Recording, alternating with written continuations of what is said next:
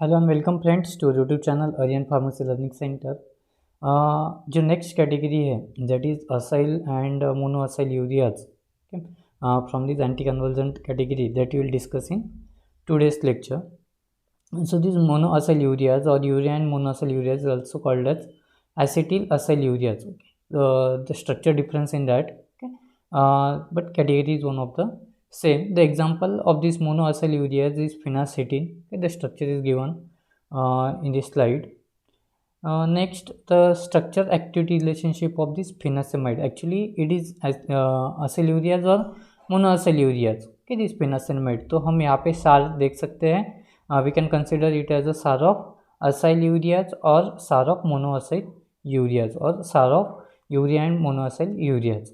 So among these aliphatic acyl ureas, जो भी acyl ureas के जो aliphatic structure होते हैं उसके अंदर सबसे ज़्यादा एंटी कन्वर्जेंट एक्टिविटी अगर अपने को चाहिए तो ऐसे कंपाउंड में सबसे ज़्यादा एंटी कन्वर्जेंट एक्टिविटी मिलती है कि वहाँ पे ब्रांच चेन एसिड होते हैं, okay, which are derive from branch chain acids. और ब्रांच चेन एसिड में कम से कम 7 कार्बन आइटम्स जब होते हैं तो it gives highest anti convergent activity. Okay, और इसमें कैसा है कि जब आप मोलिकुलर वेट इंक्रीज करते हैं, ओके, फिर इंक्रीजिंग द मोलिकुलर वेट, अगर 6 और 7 कार्बन आइटम्स तक आपका ब्रांच चेन का यहाँ पे स्ट्रक्चर है तो इसको एंटी कन्वर्जेंट एक्टिविटी तो रहेगी, लेकिन फर्दर उस कंपाउंड की जब आप मोलिकुलर वेट इंक्रीज करते हैं लेकिन उसमें देयर में भी changes in the activity. Changes क्या होते हैं कि एंटी कन्वर्जेंट एक्टिविटी वहाँ पे डिक्रीज होती है, it terminates and hypnotic activity वहाँ पे आती है. उस कंपाउंड को कौन सी एक्टिविटी मिलती है?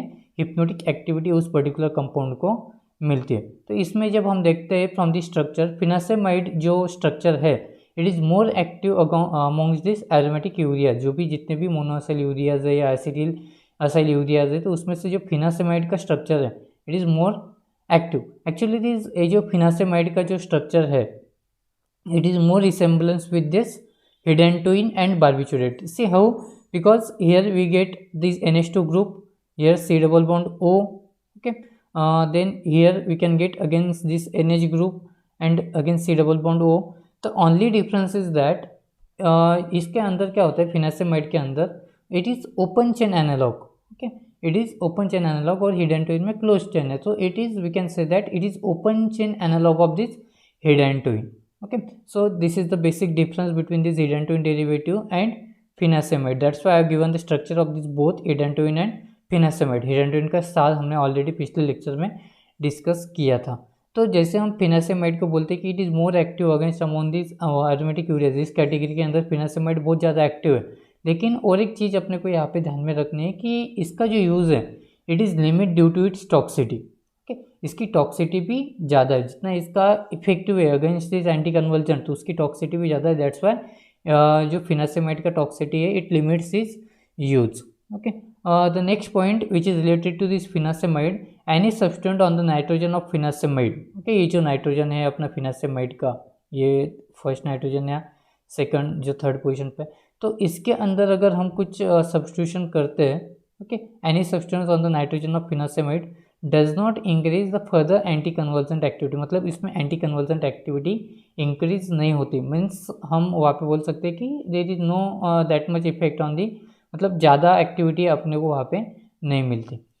उसके बाद में अगर हमने एरोमेटिक सब्स्टिट्यूशन किया फिनासेमाइड पे with gradually it decreases the anti convergent activity and which increase the hypnotic activity. अगर हम एरोमेटिक सब्स्टिट्यूशन अगर करते फिनासेमाइड के ऊपर, okay, specially on this nitrogen, okay, तो it decreases the anti convergent activity and increases the hypnotic activity. So this is the simple SAR of this phenacemide. If you any doubt in this SAR of phenacemide you can write in the comment box.